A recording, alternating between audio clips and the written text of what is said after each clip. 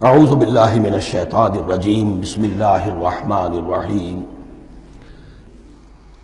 والذین یؤمنون بما انزل الیک وما انزل من قبلک، اور وہ کہ جو ایمان رکھتے ہیں اس پر بھی جو آپ پر نازل کیا گیا ہے محمد صلی اللہ علیہ وسلم، اور اس پر بھی کہ جو آپ سے پہلے نازل کیا گیا۔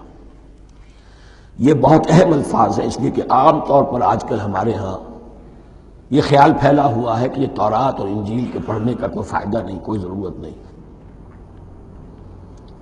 کوئی ضرورت نہیں کی حد تک تو شاید بات صحیح ہو، لیکن کوئی فائدہ نہیں، یہ بالکل غلط ہے۔ یہ ابتدا ہے قرآن کی، اور کس قدر اہتمام کے ساتھ کہا جا رہا ہے۔ ایمان صرف قرآن پر نہیں، اس پر بھی کہ جو اس سے پہلے نازل کیا گیا۔ اور سورہ نساء کی آیت، اور سورہ نساء نازل ہوئی ہے کہیں جا کر سن 6 ہجری میں، یا ایھا الذین آمنوا آمنوا باللہ ورسولہ والکتاب الذی نزل علی رسولہ والکتاب الذی انزل من قبل۔ تو اس سے ایمان جو ہے تورات پر اور انجیل پر اور زبور پر اور صحف ابراہیم پر، اجمالی ایمان کی جو اہمیت ہے اس کو اچھی طرح سمجھ لیجیے۔ البتہ یہ ہے کہ چونکہ ہم سمجھتے ہیں اور جانتے ہیں کہ ان کتابوں میں تحریف ہو گئی ہے، لہذا ان کتابوں کی کوئی شے قرآن پر حجت نہیں ہوگی۔ جو چیز قرآن سے ٹکرائے گی ہم اس کو رد کر دیں گے، ان کتابوں کی کسی شے کو دلیل کے طور پر نہیں لائیں گے۔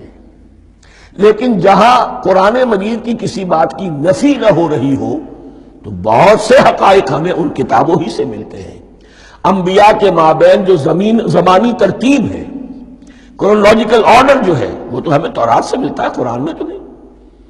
قرآن میں کبھی حضرت نوح کا ذکر بعد میں ہے، حضرت موسیٰ کا پہلے، وہاں تو کسی اور پہلو سے ترتیب آتی ہے، لیکن وہاں ہمیں تاریخ ملتی ہے ابراہیم کی، اسحاق کی، یعقوب کی، انبیاء بنی اسرائیل کی، موسیٰ کی، عیسیٰ کی، یہ ساری چیزیں۔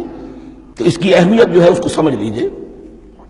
والذین یؤمنون بما انزل الیک وما انزل من قبلک وبالآخرۃ ھم یوقنون، آخرت پر وہ یقین رکھتے ہیں۔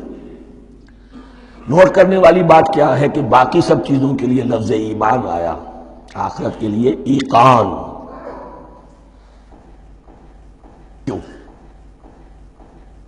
واقعہ یہ ہے کہ انسان کے عمل کے اعتبار سے سب سے زیادہ مؤثر شے ایمان بالآخرہ ہے۔ ایمان بالآخرہ ہے تو عمل سیدھا رہے گا کہ ہاں مجھے جواب دہی کرنی ہے، جانا ہے، اٹھنا ہے، اللہ کے حضور حاضری ہے۔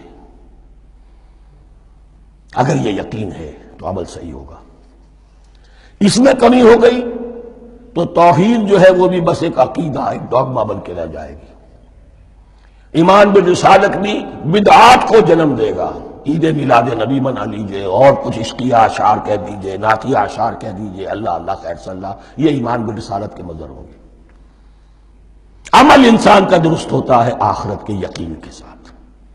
وَبِالْآخِرَةِ هُمْ يُوقِنُونَ، آخرت پر انہی کا یقین ہے، انہی کا یقین ہے۔ یہ حصر بھی ہے اس اعتبار سے کہ یہودی میں مدعی تھے کہ ہم آخرت پر یقین رکھتے ہیں، یہاں کنٹراسٹ دکھایا جا رہا ہے، آخرت پر یقین رکھنے والے یہ لوگ ہیں۔ اور تعویل خاص کے اعتبار سے وہ لوگ موجود ہیں تمہاری نگاہوں کے سامنے۔ 13 برس کی محنت کی کمائی محمد رسول اللہ صلی اللہ علیہ وسلم کی، اس کتاب کی، یتلو علیہم آیاتہ ویزکیہم ویعلمہم الکتاب والحکمہ، اس کا جو نتیجہ ہے وہ تمہارے سامنے ہے۔ اولئک علی ھدی من ربہم، یہ وہ لوگ ہیں جو اپنے رب کی طرف سے ہدایت پر ہیں۔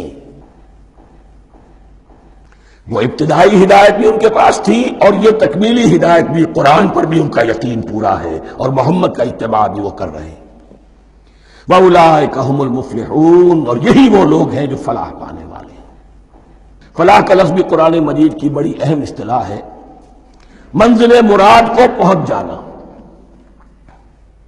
کسی باطنی حقیقت کا عیا ہو جانا۔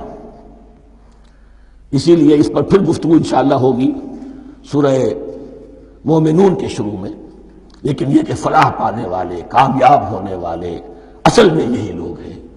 تو گویا کہ تعویل خاص میں صحابہ کرام کی طرف اشارہ ہو گیا، تعویل عام میں ہر شخص کو بتا دیا گیا اگر قرآن کی ہدایت سے مستفید ہونا ہے تو یہ اوصاف اپنے اندر پیدا کرو۔ صدق اللہ العظیم.